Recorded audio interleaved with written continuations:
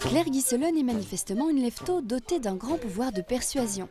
Si elle a réussi à tirer un maximum de ses amis japonais hors du lit un dimanche matin, c'est pour la bonne cause, préparer d'arrache-pied le vernissage d'une exposition peu commune. Une vingtaine de tableaux doivent être accrochés au mur encore immaculé des locaux qui abritent aujourd'hui la nouvelle ambassade de Belgique à Tokyo. Une inauguration au choix artistique plutôt original qui a pour but de présenter le plat pays sous un angle différent. En fait, l'art différencié, c'est un art un peu particulier, évidemment, puisque ce sont des personnes handicapées qui dessinent. Ce ne sont pas des personnes que l'on considère comme inférieures. Ce sont vraiment des gens à qui on enseigne des techniques de l'art et à travers cet art, à s'exprimer, à être autonome. Et ça, je trouvais vraiment très intéressant. Je voulais le mettre en avant et présenter la Belgique sous une autre lumière et montrer au Japon qu'en Belgique et au Japon aussi, il y a des gens qui font des choses formidables. Et j'espère que ça va marcher.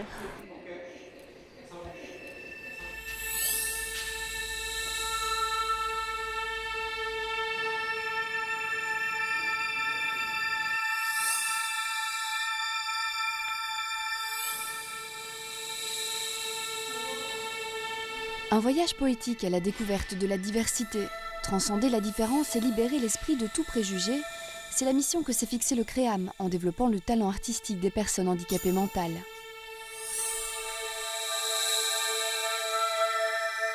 Peinture, sculpture, assemblage d'objets récupérés, les techniques s'adaptent à l'imaginaire foisonnant des créateurs, donnant naissance à des œuvres à part entière.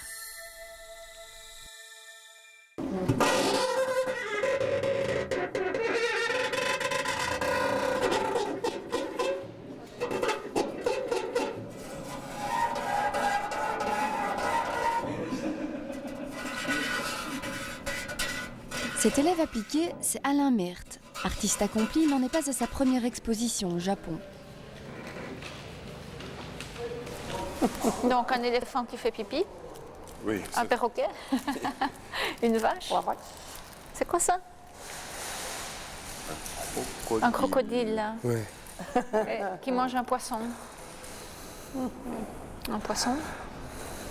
Et un policier. Et la police qui veille sur tout le monde.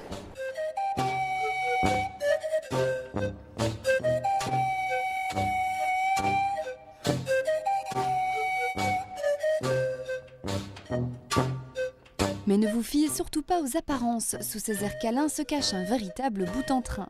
Pétillant et malicieux, aujourd'hui c'est un peu lui la star et il a tendance à en profiter.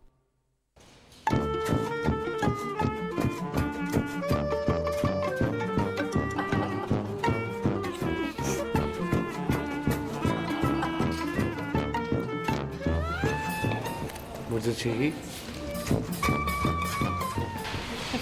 Ça va et toi?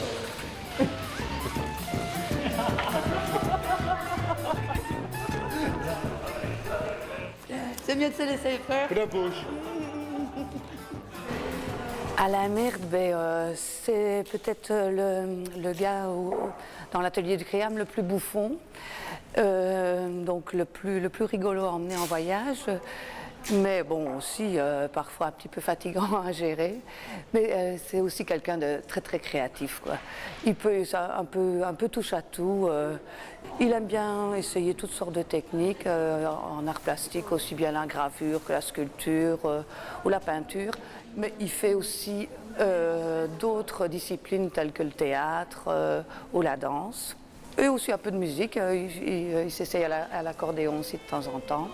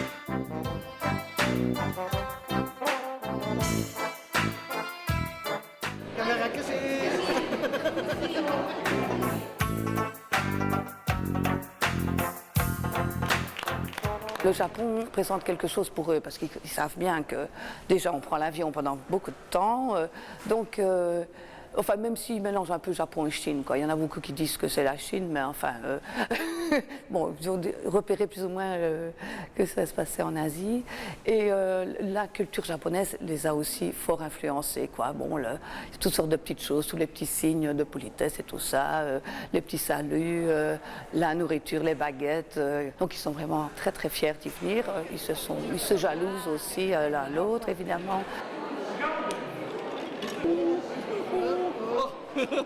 Loin de Belgique, le choc culturel n'est pas un obstacle. Ici, la différence passe bien au-delà de la langue, des coutumes ou des apparences.